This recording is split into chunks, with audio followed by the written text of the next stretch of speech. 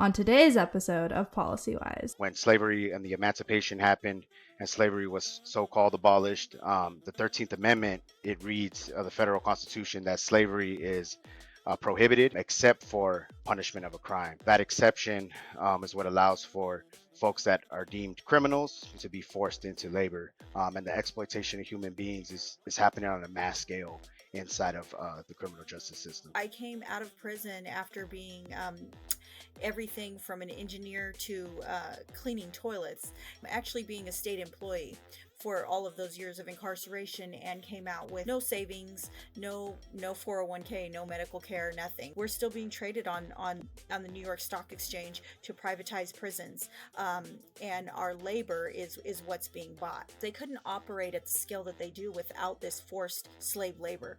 Pretty much modern day slavery, not only our prisons and jails, but detention centers, juvenile halls. It's happening in a lot of places where the so-called justice system is present. If you're not including lived experience inside of that solution, then you're missing a very large portion of the equation. Welcome back to PolicyWise. I'm your host, Michael Wiafe. Hi, it's Ellie. And we're here with ABC, the Abolish Bondage Collective. Hey, how's it going? Geronimo Aguilar here. I serve as a policy analyst with Legal Services for Prisoners with Children, as well as a organizer and proud member of All of Us or None. We have organized the ABC Collective, Abolish Bondage Collectively campaign to address the issue of involuntary servitude or slavery by another name. Pretty much modern day slavery that is happening inside of places of incarceration, not only our prisons and jails, but detention centers, juvenile halls. It's happening in a lot of places where the so-called justice system, is present. And so, just to give a little background about ABC, we started about February of last year. I was a policy fellow at the time with this organization, and our executive director, Dorsey Nunn, who really has a large and long-standing history in the movement, really a legend when it comes to organizing and fighting for the human and civil rights of incarcerated and formerly incarcerated peoples. He wanted us to come up with a campaign and to come up with a name for our plan to tackle the issue of involuntary servitude or slavery. So, for those of you that don't know, when slavery and the emancipation happened and slavery was abolished, so-called abolished, the 13th Amendment, it reads the federal constitution that slavery is prohibited except for punishment of a crime. And so that exception is what allows for uh, folks that are deemed criminals, so those that are within the criminal justice system, to be forced into labor and to be basically underpaid, vastly underpaid, or not paid at all in some states. And so our California Constitution mirrors the 13th Amendment in Article 1, Section 6. It reads exactly the same, that slavery is prohibited except for punishment of a crime. And so um, ACA 3 is Assembly Constitutional Amendment 3 is the legislation that was introduced by Sidney Comlager and the um, ACA 3 coalition. Um, so they introduced the bill itself, ACA 3, but this is an issue that um, folks like Dorsey Nunn and the giants of the movement, from back in the day, and dating back to like critical resistance. For those of you that might be familiar with George Jackson and a lot of the organizing that went on in the prisons in California and nationwide, this is something that folks have been organizing against for a long time, and pointing out that slavery is present, that it's alive, that it's well, and that this system is still profiting off of free labor and disproportionately of African and indigenous peoples. So um, here in California, as we started studying the issue, we just noticed that, here in California, especially, we have a unique relationship with slavery, dating back to before California was even, colonized. The Spanish missions that occurred here, where indigenous people were slaved and forced into servitude, all the way up until the gold rush, where the Greaser Act of 1855 forced Mexicans who were mixed with indigenous into slavery as well. So, we just wanted to point out that slavery touches people of color and all people here in the U.S. in such a unique way, and it's time that we end it. So we're seeing those same things that happened in 1850 with the Act for Government and Protection of Indians Act, and 1855, like I said, with the Greaser Act. We're seeing that happen today, and today it's in the form of all of my brothers and sisters here that have been incarcerated, myself as well, for anything from petty stuff to the system setting you up to fail. You know what I mean? And so you end up incarcerated and you end up being forced to be dehumanized and give up your body for labor. And so this is something that we fiercely stand against firmly. And so we launched this ABC coalition and this campaign. And so we were able to introduce a resolution to San Francisco, and we passed the resolution there last year, introduced by Matt Haney, who now is an assembly member. We also passed a resolution in the city of Oakland denouncing structural racism, vestiges of slavery, and in favor of and in support of ACA 3. And so, with that said, I'm not going to take any more time kind of giving the background of the campaign, but it's been an honor to work on this issue. And me, though I have some history of incarceration, I fortunately have never been subject to having to work in a systemic way inside of a prison or jail and being forced to do labor. So I'm going to pass it to some of my brothers and sisters that have, and to just make this experience very real for you all. That when we talk about slavery, like, it's not hyperbole.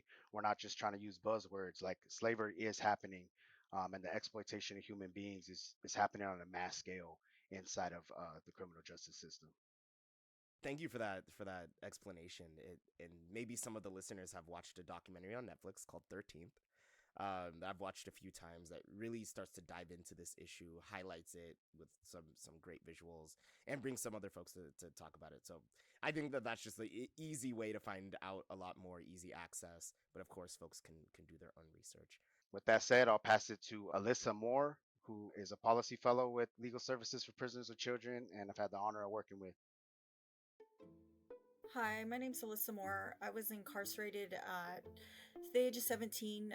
I ended up serving 23 years and paroled a little after 40. So I came out of prison after being everything from an engineer to cleaning toilets, actually being a state employee for all of those years of incarceration, and came out with no savings, no 401k, no medical care, nothing, right?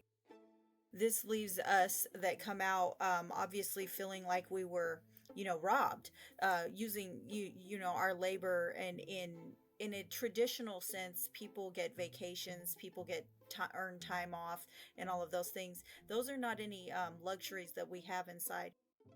We work 5 days a week, sometimes more, without vacation, without pay.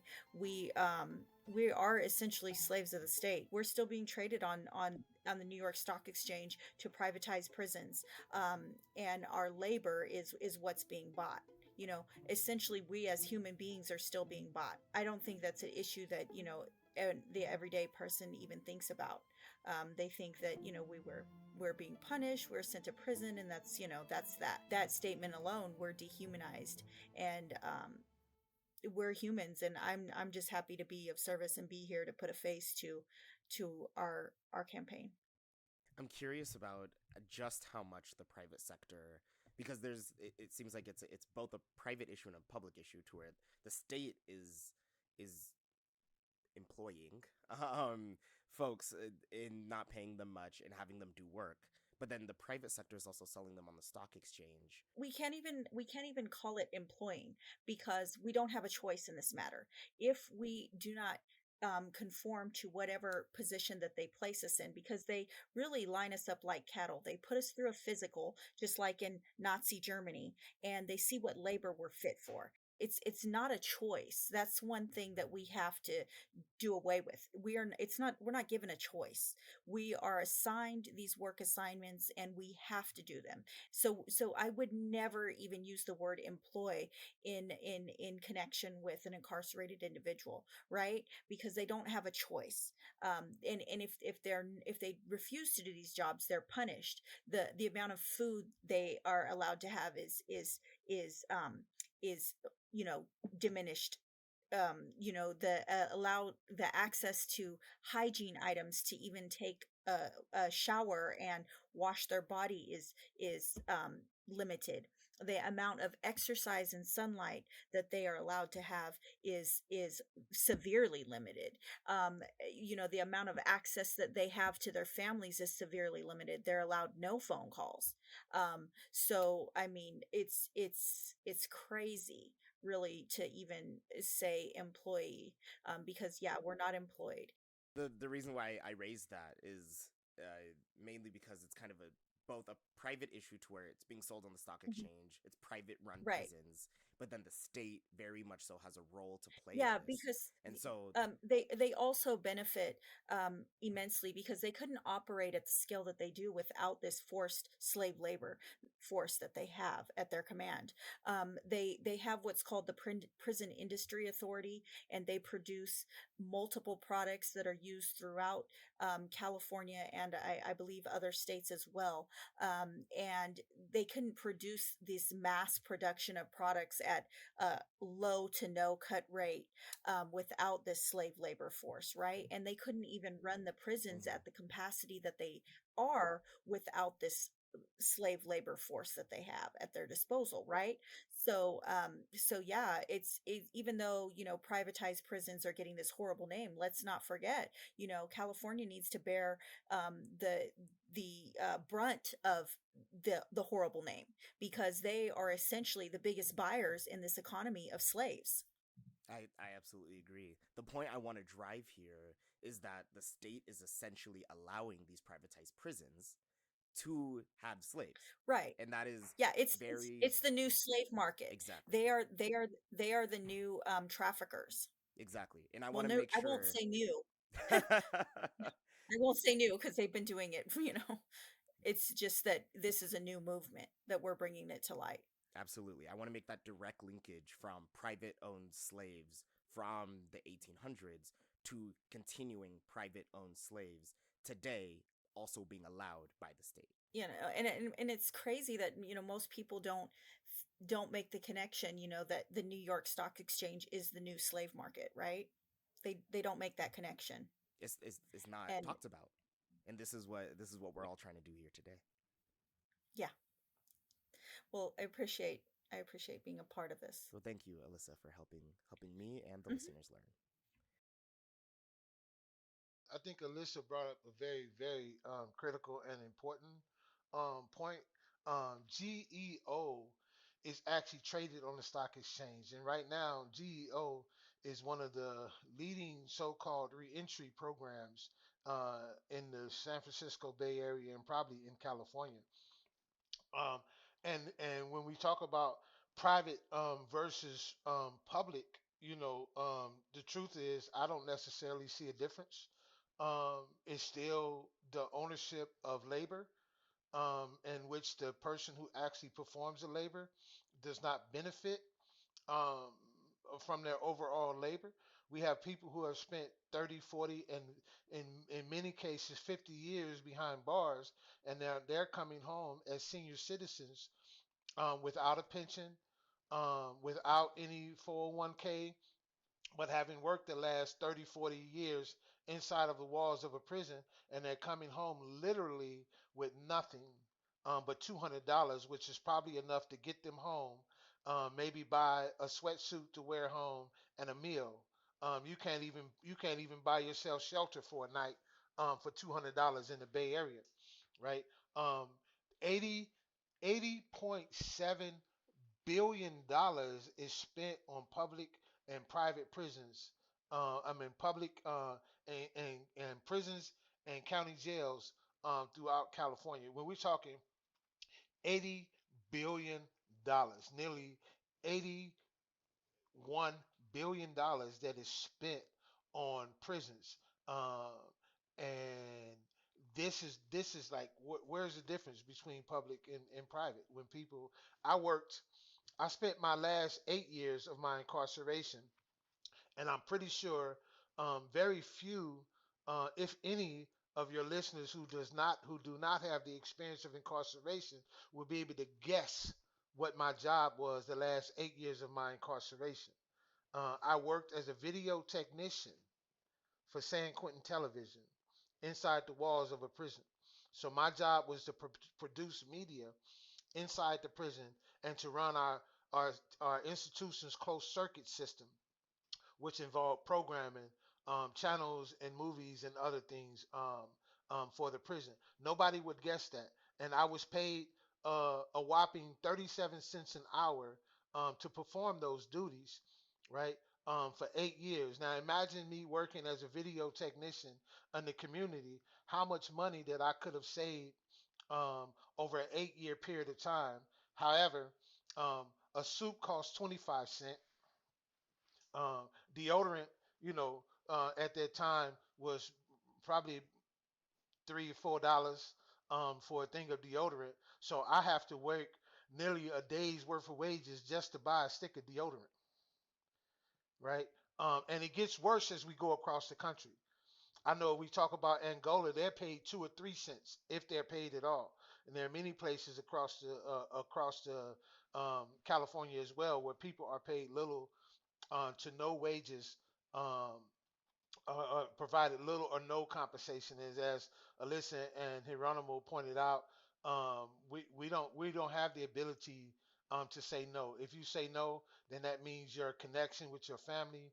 That means your meals. That means your ability to even provide what kind of little taking care of yourself that you could. To provide any kind of means of being able to take care of yourself is so greatly diminished, and on top of that, you're locked inside your cell. So sometimes people just go to work just so that they don't have to be locked inside their cells. Now imagine us keeping somebody all that time, forcing them into labor, not giving them proper compensation for their labor, um, being put through the horrors and the abuses of being inside a prison for all of this time, and then they're released and they're given $200, and then the state is wondering why there's such a high recidivism rate of people coming home, and especially then people come home and now they're looked at as unemployable when the truth is that they've been running the prison systems that they've been in. There's not a guard inside a prison system that won't privately, if not publicly, acknowledge that they could not run the prison but for the lifers and but for the incarcerated population who do the bulk of the work inside of those systems, right?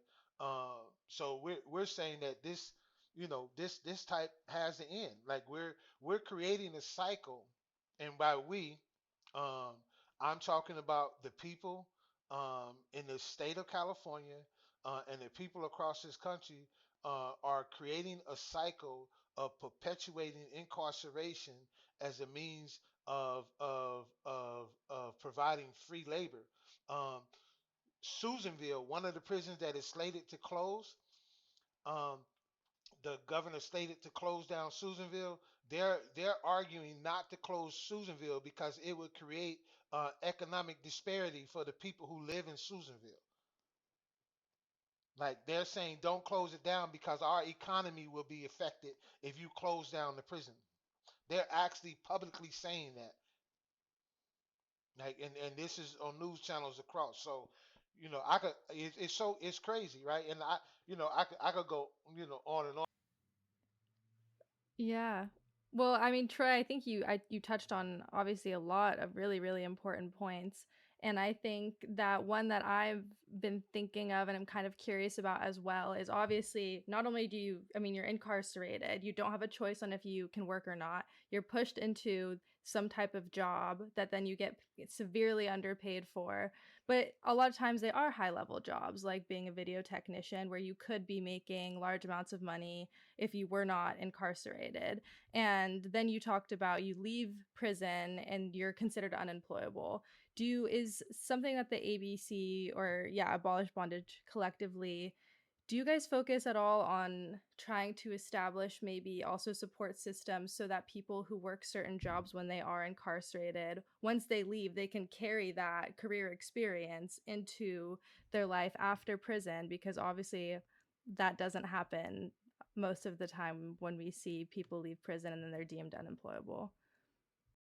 Well, I'll just say this real quickly that um, us working here at Legal Services for Prisoners with Children is what both Dorsey and Hamdia have set out to accomplish here by establishing this organization, because it is led and ran by formerly incarcerated men and women, right, who have levels of expertise that society probably would not understand. Now, our levels of expertise may not fit into the buckets that people assume, but you can go all you want and get a theoretical degree on how to deal with criminology, and yet you have people who have spent, I spent a quarter of a century inside of the prison system as a juvenile and as an adult. And I'm saying that you can go and get whatever theoretical model that you want to try to deal with it. But if you're not including lived experience inside of that solution, then you're missing a very large portion of the equation. Essentially, like when an individual comes out and they've had jobs like Troy has, or as an engineer, or other types of high paying jobs that would be, that obviously they would be compensated for. Let's not also forget that, there's dangerous jobs, many dangerous jobs. I just did an interview with a woman that's over 60 that was working on the food docks, and everybody in the prison system knows you don't want to work on the docks. It's one of the most dangerous jobs. You're handling 200-pound food carts at a time, and sometimes they weigh more when they're full, right? And you're working with hydraulic lifts. I avoided it like the plague my whole incarceration, but this lady was almost 70 years old at the time she was working on the docks. And some of these jobs are very dangerous jobs. So while some of the jobs may be more skilled, there are dangerous labor jobs too.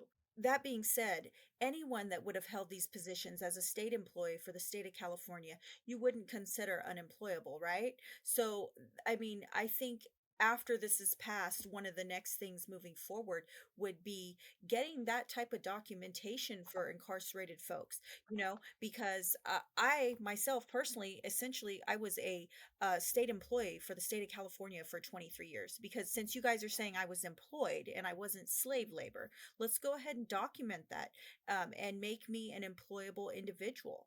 Um, you know, I'm just saying.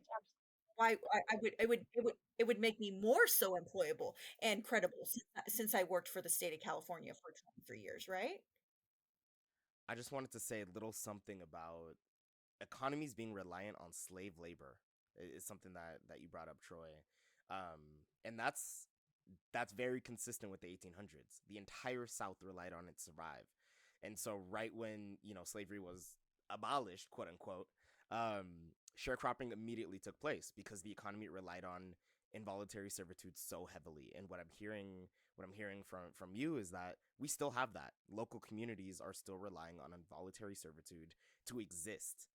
And we should never have local economies built on that. And that's what we mean by equitable, sustainable economies should not be built on involuntary servitude. And so we have to think about that when we're thinking about economic development in general. Many people probably don't think about what's going on with the criminal justice system when it comes to economic development. And so maybe folks listening in that are interested in economic development, this is for you too. I wanted to kind of like shine the light on another aspect of this, which we had kind of recently stumbled into, as this study that was showing how defense contractors, so we're talking about the military industrial complex, right? So a third of all defense contracts actually use prison labor, cheap prison labor for, we're talking about, weapons, bullets, all this stuff that they use to obviously terrorize black and brown people all over the world. And so I just want to, we also are, we're exploring all of these different, what they say, follow the money, right? And so we're seeing, when you look at the roots of these things, how a lot of it is rooted in this kind of mass oppression, but also capitalization off of the bodies of black and brown people disproportionately. But in the prison system, we know it affects all people. And so that's why with ABC, we've built a multicultural coalition in front that represents all people. But yeah, brother Marvin, I'm want to get him in here to talk about his powerful story. And can I say this just quickly that like because the point is that they're like what they do is that if you start to hear things in the news about um disruptions inside the prison and things like that that are going on, they're actively moving towards putting opposing groups together on prison yards right now so that there can be a large disturbance inside the prison, and then they're going to film this and there's going to be a riot and they're going to film it and they're going to act like this is the reason why we need prisons when behind the scenes that they're setting this type of stuff up. So I just wanted to say that because when you mentioned like the trickery goes into convincing people that this is what is needed when actuality they're behind creating a disturbance, and then they present the disturbance as though this is why we need this, and really they're convincing people to fall into the perception that we need to enslave people and under the disguise of keeping people safe. Yeah, sorry about that, Marvin. No, no, you good, brother. I don't want the narrative to be like, oh, people in jail are against working, like they don't want to work. That's not, it, because like a lot of us, like that's the only way we have to like survive or take care of ourselves. You got to remember, there's folks that have been there 10, 20, 30 years where like all of their family has either passed away or no longer supports, and so that premise, I don't want that to get lost right there, because what we're talking about here is involuntary and coerced labor, that you know when done we should be compensated, like Troy was saying, like imagine like what his bank account would look like right now. And even from that, like the more you work, the more you contribute to your own retirement, even when it just comes to SS, Social Security. So a lot of folks got that cut from them, so we're already essentially starting our lives like Alyssa and all of us. I did 10 years. We're starting, we're starting over, and we're starting like 20, 30 years behind everyone else. So equitably we get affected economically as well.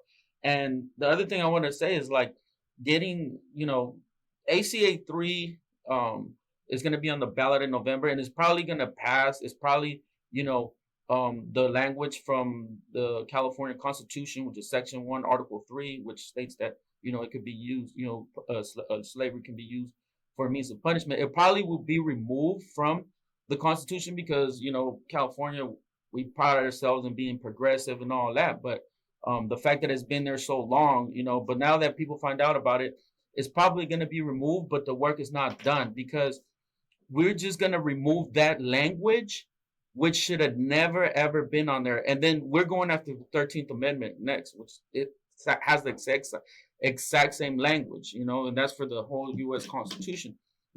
So getting rid of that language doesn't mean that CDCR is not still going to keep doing what they're doing. They're still going to try to keep, whole people, in cages, in their cell, by their self isolation, if they don't conform to, to their forced labor that they have, because there are people that, like Alyssa was saying, when they line you up and they're like, hey, this guy, hey, he got broad shoulders, put him on the yard to dig holes, or fix up the whatever. This guy's pretty old, put him, passing out bag lunches or whatever. There's some people that don't make the cut. Some people got mental health issues or whatever. They are, subject to being in their cell for longer periods of time, which has been proven that's not, healthy for, for your mental health and all that. Also, there's people that are like, you know what, I'm not going to do it. I don't want to. So, we got those folks too that are, doing, cruel and unusual punishment behind not joining this, enslaved labor. And the other thing I want to say is like, counties don't get a pass either, because I was in San Francisco County Jail, and, it's progressive and everything, San Francisco leading the country and all that. Sometimes they disappoint me. County jail is one of them, because in county jail, they don't, the only thing they're assigning right now where you have to go is school. If you don't go to school, then you're basically in the hole. You're in isolation and all that, locked down 23 hours a day and all that. But as far as labor, like people literally volunteer, and that goes to but it's not volunteer when it's coerced. Because like what Troy was saying, right? Like people want to be out their cell. They put you in your cell 23 hours a day, no sunlight, no nothing. Food is horrible. They give you a tray that probably not even literally a 10-year-old kid could survive on. And then they're like, hey, do you want to, work, do some, some labor around here? We'll give you an extra hour of being out of your cell, and we'll give you extra food. I mean, that's not, is that voluntary when, when you're faced with that? Like, I'm hungry. I want some more food, and, I want extra time so I could get on outside of my cell, so I could get on the phone and talk to my family and all that. So anyways, it's, it's great that you guys are opening the space for this conversation to happen, and to understand that people, it's already enough that we get, like, for example, we get either convicted, or we take plea deals to say that we're guilty, and we're doing our time, we're paying our debt to society. But on top of that, then we get taken advantage of and abused by the system. So that's not fair. It literally says that, cruel and unusual punishment. It says in the Constitution, it's not, we don't do that, but we are doing it. So anyway, that's my piece. Thank you guys for listening. And thanks for sharing, Marvin. You brought up a lot of really interesting, really important points. One thing I want to ask, and I hope it doesn't come off as a bad question, but I'm curious who is working. Is it, as you mentioned, some folks don't make the cut, but do you have to be there for a specific amount of time to be working? Is it everybody? So if you wouldn't mind just shedding some light there. Yeah, so so like I said, there's two experiences for me for county jail, because I fought my case in county jail, so I was there for 3 years, so I was able to see a lot of that. So in county jail, literally, is competitive to um goes to another thing Troy was saying, that to try to pin people against each other, right? So if there's only a few 5 jobs in the pod that has 100 people, and they all want an extra hour out of their cell, and they all want a little bit of extra tray, a little bit of food, is going to get competitive, so then it's going to be up to the CO and this and that. So, and that's a way of manipulation, and also like psychological, like I would say torture. And then in prison, it literally is that, like, when you get in, they do the physicals and all that, and they're already planning what you're going to do. And then they let you sit for a while. This is everybody coming through reception.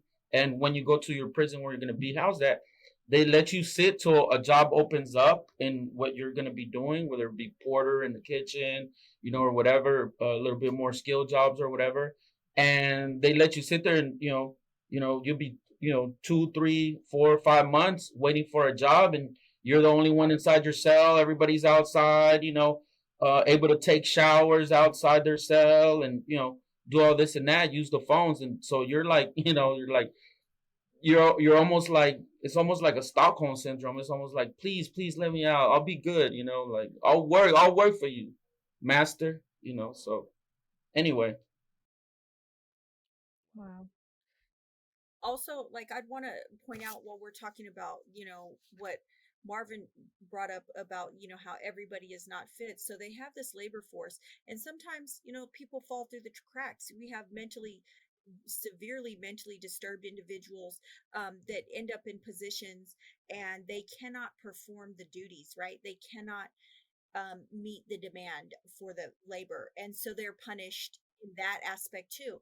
And then economically, let's also talk about this free labor force. How much would these communities benefit if everything that they are forcing us to do, they had to actually hire community members to come in and do? You know what I'm saying?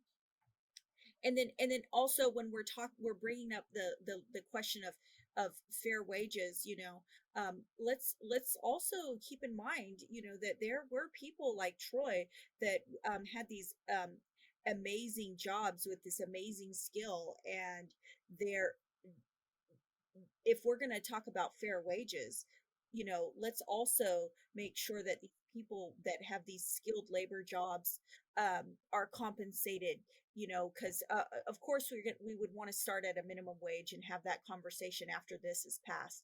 But let's make sure that the people that are in these dangerous positions, people that are engineers inside the prison, are being compensated for that. Yeah, there's even like like the law clerks, and there's different clerks for different things that do a lot of paperwork for stuff, that do a lot of legal work.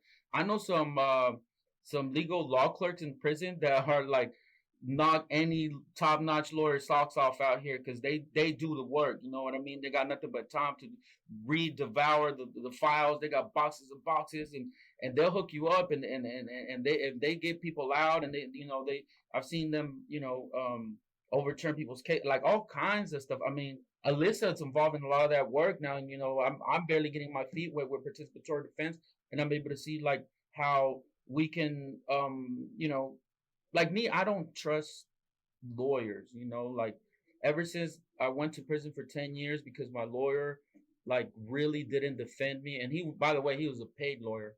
I don't put my life in lawyers' hands like that anymore.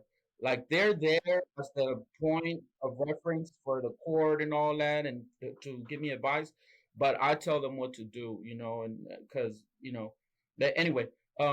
So yeah, so there's a lot of work that's highly skilled, and let's not forget about the people that fight the fires and all that. I mean, how much money do firefighters, you know, um, um, make, and how many of them in certain communities don't even see a fire for probably not even their whole career. I don't know, but the people in prison, they will see action because they will get called out front lines, and they have nothing to show for it. Yeah. Yeah, every time, 9 times out of 10, California firefighters that are incarcerated are placed on the front lines.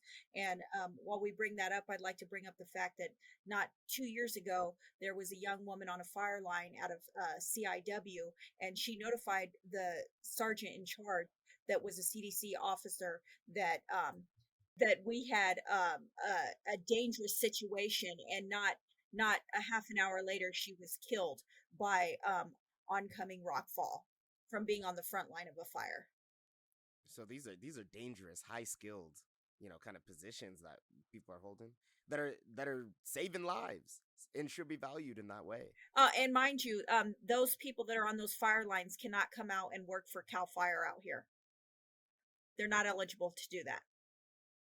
I could just point out CDCR's budget too is $14 billion, y'all, annually. So $14 billion that their budget is, yet they still have to resort to underpaying people or not paying people at all, to run the everyday operation of the prison, and to contract out to other, you know what I'm saying, companies that exploit people's labor. So, yeah, I did also, because this show is called PolicyWise, right? Make sure that folks know exactly where the policy is going.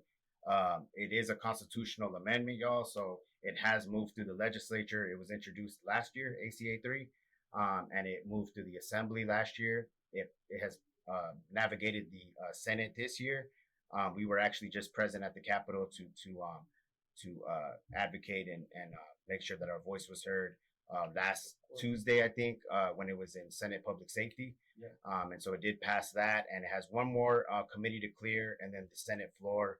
And it'll be, as long as it clears those two things before June 30th, it'll officially be ready for the ballot in November. And so, though it's not official yet, we're putting it out there in the universe. You know what I mean? We have faith that it is going to pass. And really, we're starting to build the infrastructure which is why we're here, to build awareness and mobilize our network. You know what I mean? To lead on this effort. Similarly, All of Us or None were instrumental in passing Prop 17 a couple years ago, which reinstated the right to vote for people on parole. And so those 50,000 people that got re-enfranchised. And so it's just really an honor, man, to work for an organization that is really leading the way in this type of struggle. I just appreciate everything that was being said, about the labor. Like, especially, I think Marvin brought up some really good points, because I was finna dive in there and just start throwing. Because we got electricians, we got plumbers, legal beagles. You got people who go in and they fix the whole plumbing system for the prison. They fix the whole any electrical problem, any cabling systems. Like, they do that. Like, any conceivable job that you can name, and sometimes they say, oh, they just picking up trash from the yard. Well, actually, they call that waste management technicians nowadays, right? Like, people get paid big money to do that kind of stuff now. Yeah. I mean, obviously, you guys are doing wonderful work, and hopefully ACA does get placed on the ballot. But as Marvin, as you brought up earlier, ACA 3 is a lot just to do with language in the California Constitution. But obviously, this is a very, very deep and ingrained system, and one that's not talked about publicly the way it should be. So, what are some next steps that we need to see to actually start to break down this system and break down this structure that is so ingrained? Because obviously, a language change in the Constitution is very important, but what are some of the tangible things that we need to be pushing for on the ground as well? If I could say, well, just following the example of folks that are organized, like in Colorado, Utah, and Nebraska, they were able to amend their constitution already, right?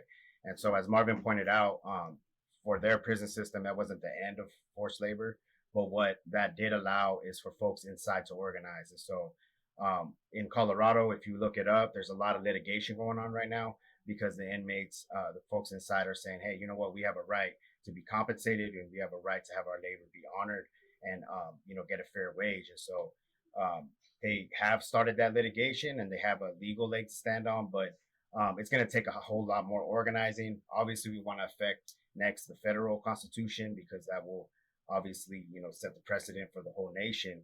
But more than that, we really work. It's in our name, Abolish Bondage Collectively. We really want to work towards an abolition a framework. You know what I mean? A framework that doesn't depend on prisons for the answer to societal problems, somewhere that honors, the struggle of formerly and currently incarcerated people and allows us to lead. But I think that some of the steps are really from here affecting the federal constitution and really supporting some of the big time legislation that's being put out there. There's a bill currently to try to raise the gate money that Marvin had just mentioned, SB 1304. There's bills to actually raise, I don't know the name of the bill right now, but to actually create a minimum wage for folks that are working inside. That bill has been introduced this year. And so we need to really just be putting our support behind those bills and the organizations and the organizers that are advocating for those bills. So Yeah, that I would say the same thing. Like, we have, as you can see, some passionate people here that we like dive into what this is like what we do. Like all day long, we think policy, we breathe policy. And we're on capital track, we're on everything, keeping track of it. So the general public that wants to support doesn't have to do that. So I would say, like, try to find like an org near you that does this kind of work and just support them. Like the mere fact, like when Brother Geronimo was saying, and showed up to the Capitol, like we had people, volunteers from the community that just like, hey, I support the cause, like I want to go with y'all. And we went there deep. It wasn't just us, it was community members that wanted to join. And that's literally all it takes is just support. If it just seems very grassroots, but if you're just support your orgs, volunteer, pass the word around, open up conversations like this to educate people. Like, it's very grassroots, but that's literally what it takes, because we're gonna get our hands dirty. We're gonna dive in there and we're gonna get, because they be trying to use, like, when we're in there and we're telling our stories like we're doing here and all that, and we're trying to tell them why we support it, they're gonna use their little sneaky words and their little sneaky, language to try to put us down. And well, you guys are criminals and all that narrative. And well, what about the victims and all that? And that's something else that has been addressed that has nothing to do with current issues that we speak of. So even though we're gonna get our hands dirty and we're gonna do all that, so I would just say, besides voting, just support your orgs. Just showing up. I know there's a lot of people that also like donate, and that goes a long way. So yeah, if you want to get involved because this is the best time. I mean, we progressive. I know the younger generation, like you guys, Michael, Ellie, you guys are so passionate. I love that the younger generation is so like, I don't want to say woke, but I can't. You guys are like so in tune. It's so in tune to like what's happening. Like you're worried about, your elders. You're worried about your future. You're worried about the planet. And I really commend you guys. And so like I said, just tell all the other young people just show up, show up. That's it. Right. And along that line, could we just say that, like, even though, we feel strongly that, people that this thing is going to make it through the hurdles that they need to go through in order to make it to the ballot in November, we're still asking for people to increase awareness about it, to go out. Like, we need to overwhelm the system with the fact that people are aware of the issues, and that we're gonna come out and we're gonna support the issues appropriately. One thing I would say is highly recommended. I would do some fundraising, and I would hold my own organization and the people that I work for a little bit accountable as well. If I didn't work for Dorsey and I worked somewhere else, I would definitely try to hold my employer accountable, right? So we have plenty of things coming up right now, and Geronimo can tell you a little bit more about the events that we have coming up. And I would just challenge y'all to come out and stand with us. You know, talk to your boss, see if they'll fly you out, see if you can come be a part of it. It's one thing to talk about it, but it's another thing to be about it. And I would just challenge everyone to put their money where their mouth is, because we're not coming out to Sacramento for free.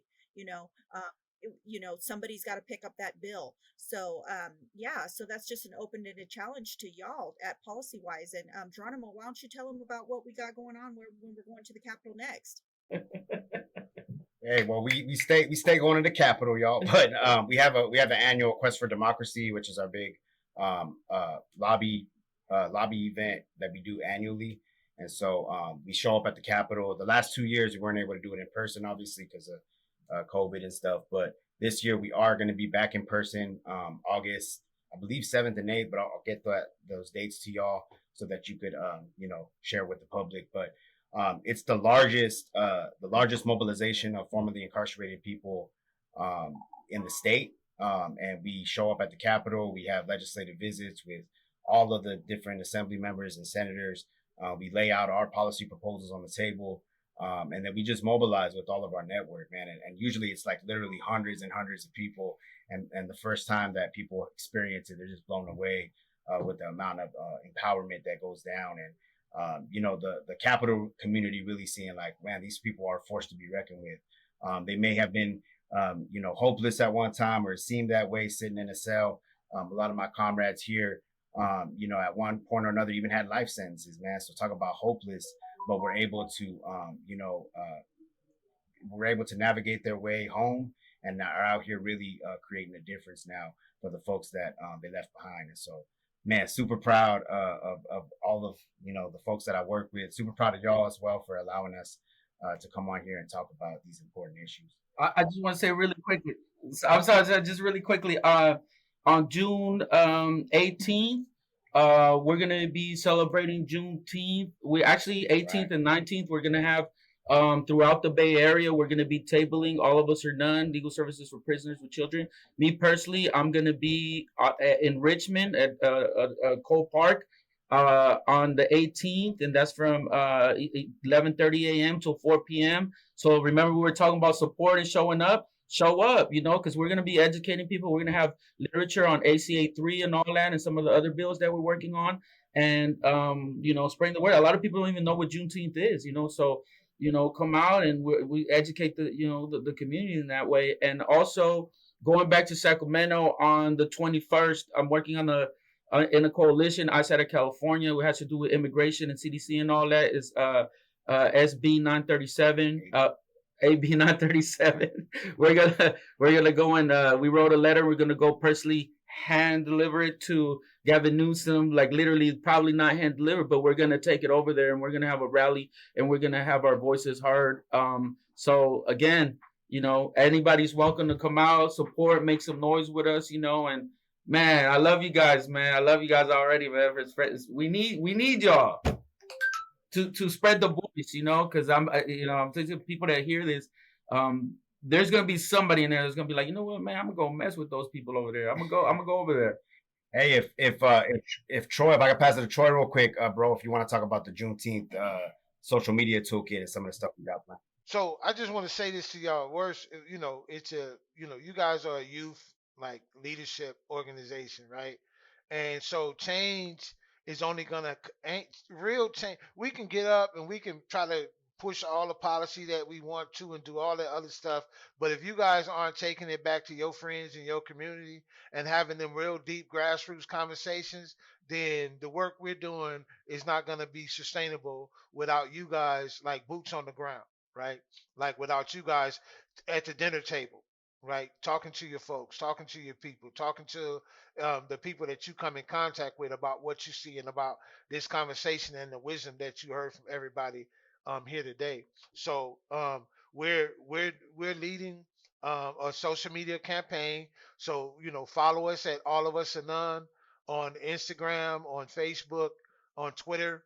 Um, we're our mission, our goal is to have everybody share their narratives about what they see around um, the involuntary servitude or around oppression or around slavery in this country. So and it doesn't like so our goal is to have a blackout on Juneteenth.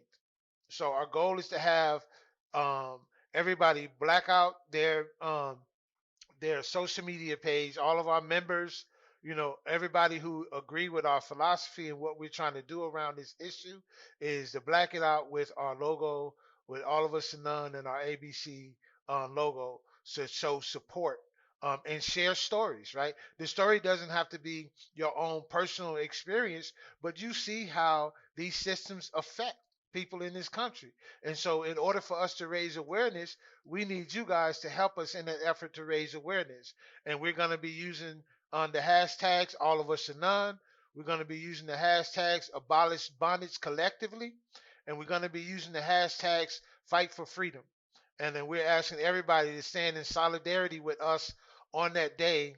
If anything that you've learned from Hieronymo, from Melissa, from Marvin, from myself today, and you guys are already pretty much aware yourselves. If anything that your listeners hear that they can agree with, we're asking them to stand in solidarity with us on that day, to follow us on social media, and to post with us so that we can continue to raise awareness on these subjects.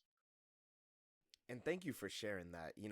I appreciate all of you for sharing your work, your stories. I'm hoping our listeners are taking note of all the good things happening, but then also taking note of the real world that surrounds them, right? These are things that a lot of people don't think about on a day-to-day basis unless you're affected by it.